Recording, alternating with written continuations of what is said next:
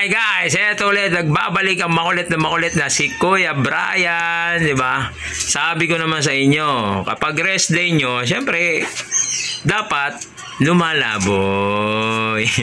Pag may hindi ko naman masabing pag may panlaboy, hindi naman porket lumaboy kayo is gagastos na kayo ng malaki, o di ba? May baon nga kaming kanin eh. Guys, legit yan, may baon kaming kanin. Pakita mo yung kanin. Pakita mo, mami. Ito lang ba yun? Nakaayos. Yun lang, para makita nila na may kanin kami. Bigat. May lunchbox kami, ayan ayan Puno. may baong kaming kanin, di ba? Puno yan, Kung sa kanila may shot puno, kami rice puno. Di ba? Kasi alam nyo naman kung magkano ang extra rice ngayon. Di ba? Sabi nila may 32, merong 35, di ba? Actually, buhat nung tumaas yan, nung huling nag-extra rice kami is 30 pesos. Nung nag-30 pesos na, grabe, tingnan mo, apat kami, tingnan mo si Boss Amir. Sa tingin nyo, kakain ng isang kanin niya. Diba? Diba? Ayun yung sinasabi ni Kuya Brian. Meron naman tayong life hack. Hindi porket lalaboy, marami ng pera, marami ng pag-asana nga, guys. Diba? Yan nga yung sinasabi ko sa inyo. Sa panonood nyo ng video ko, sa lahat ng nagla-like ng video ko, maraming salamat sa inyo. Kasi, malay nyo, pagka sumahod na si Kuya Brian, hindi lang ako ang makapagkaroon ng extra rice, pati kayo bibigyan ko ng extra rice. Diba? Promise ni Kuya Brian yan. Kaya kung talagang mamonetize na si Kuya Brian, konti na lang guys, napaka-konti na lang. Kaya hinahapit ko na kasi to is bago siya mag-December, yung ating YouTube channel, yan.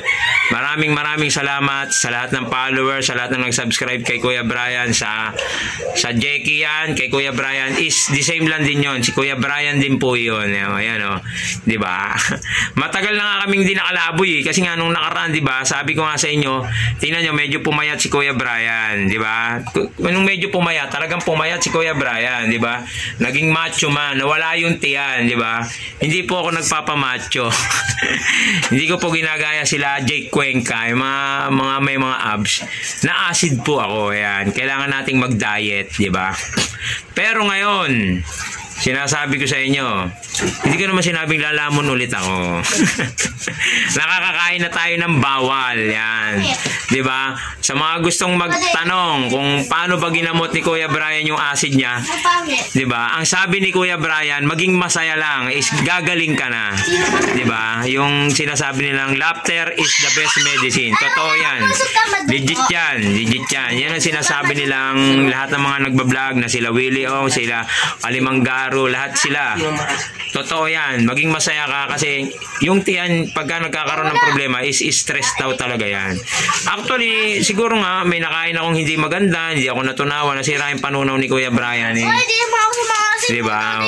Saan ba tayo pupunta? Aba, diba? Narinig nyo?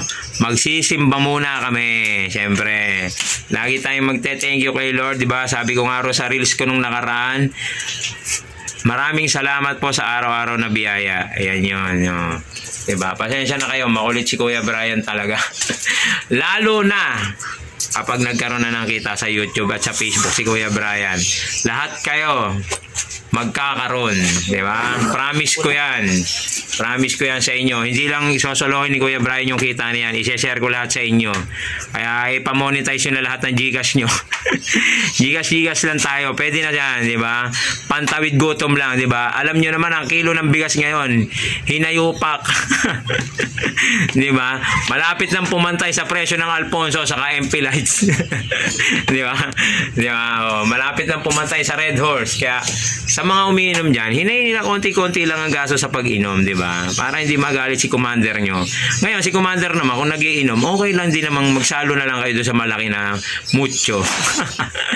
Kasi nga, ang pinakamababang presyo ng bigas ngayon, dito sa lugar namin, tila nasa 52 o 54. Ganyan ang presyo ng bigas. Guys, thank you. Kami magsisimba na. Ayan, Boss Amir, Mayora, at si Mami Jenny, nagpapaganda pa. Bye-bye. At ayan, grabe Grabe talaga si Mayora. Pag nagta-tricycle kasi kami, gusto niya talaga sa upuan dyan sa likod ng motor ng driver. Pero sabi ko nga sa kanya, laging depende sa driver yan kung pauupuin niya yung bata sa likuran. Hawak ko naman si Mayora dyan. Ayan, medyo mabagal pa naman ang takbo niyan. Pag sa highway, hindi ko na siya mabidyohan kasi siyempre, alam niyo naman, medyo kinakabahan si Kuya Brian, di ba? Ayan bilang pasasalamat dahil rest day ni Kuya Brian, kailangan natin magsimba. Ayan diba? Thank you Jesus sa araw-araw na biyaya, diba? Thank you so much. Ayan at saka sa Saint Therese, Happy Peace Day. Yan, na-tsempohan namin ang Peace Day ni Saint Therese. Kaso lang medyo nagkaroon kami ng pagkakamali dyan sa misa na yan. Yung misa pala is 9 to 10:30 na lang pala kasi parang special occasion lang daw yung may misa na yan. Hindi siya ganun kagaya ng every Sunday na 10:30 to 11:30. Tinanggal nila yung 10:30 to 11:30 na yun. Ayan nagigayan pa nga ng flowers dyan, di ba? Pagka Saint Therese Peace, lagi nagbibigay ng roses yung simbahan na yan. Nakakatuwa di ba? Ayan nagsimba tayo muna Pati nga dog nagsimba di ba? Di ba? Tsaka ang ganda na ng simbahan nila. Grabe yung Saint Therese Naka-aircon na rin pala sila. Air condition na rin pala ang Saint Therese. Congratulations. Kudos sa Saint Therese.